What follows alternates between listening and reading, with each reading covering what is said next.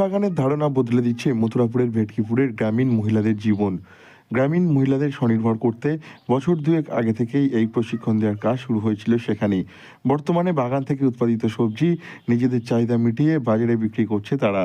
বাড়ির সামনে থাকা অব্যবহৃত জায়গায় একসঙ্গে শাকসবজি, ফলমূল ও ভেষজ উদ্ভিদ চাষের একটি পদ্ধতি হলো এই পুষ্টি বাগানের চাষ। কম জায়গা লাগে এতে।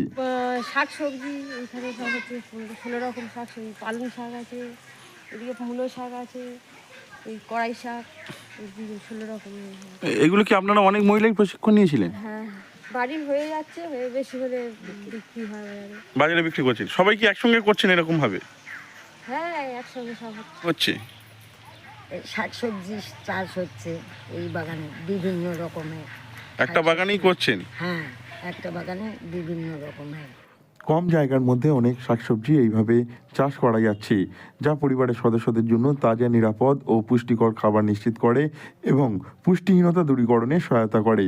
ভারত সরকারের গ্রাম উন্নয়ন মন্ত্রকের গ্রামীণ স্বনিযুক্তি প্রশিক্ষণ কেন্দ্র থেকে এই প্রশিক্ষণ দেওয়া হয়েছে। মহিলাদের স্বনির্ভর হতে সহযোগিতা করেছে পাঞ্জাব ন্যাশনাল ব্যাংক ও রিলায়েন্স ফাউন্ডেশন।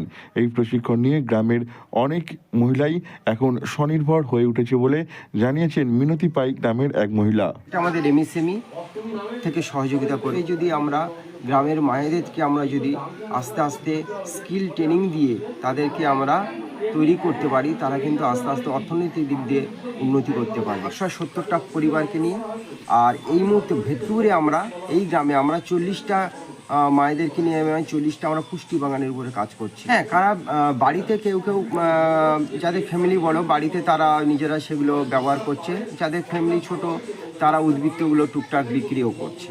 গ্রামের মহিলারা একসময় নিজের ঘরের জন্য যে সবজি চাষ করত, সেই সবজি এখন তাদের উপার্জনের উৎস। মথুরাপুরের ভেটকিপুরে এরকম প্রায় 40টি পুষ্টি বাগান তৈরি হয়েছে। এই কথা জানিয়েছেন উদ্যোক্তাদের পক্ষ থেকে সৌমিন হালদার। এই পুষ্টি বাগান কেবল স্বাস্থ্যকর খাবারই দেয় না, বরং অর্থ সাশ্রয় করে, অবসর সময়কে কাজে লাগায় এবং অর্থ উপার্জন করতে সহযোগিতা করে। ফলে গ্রামের অনেক মহিলাই এই কাজের সঙ্গে যুক্ত হয়েছেন। দক্ষিণ 24 পরগনা থেকে নব মল্লিকের রিপোর্ট, লোকাল 18 বাংলা।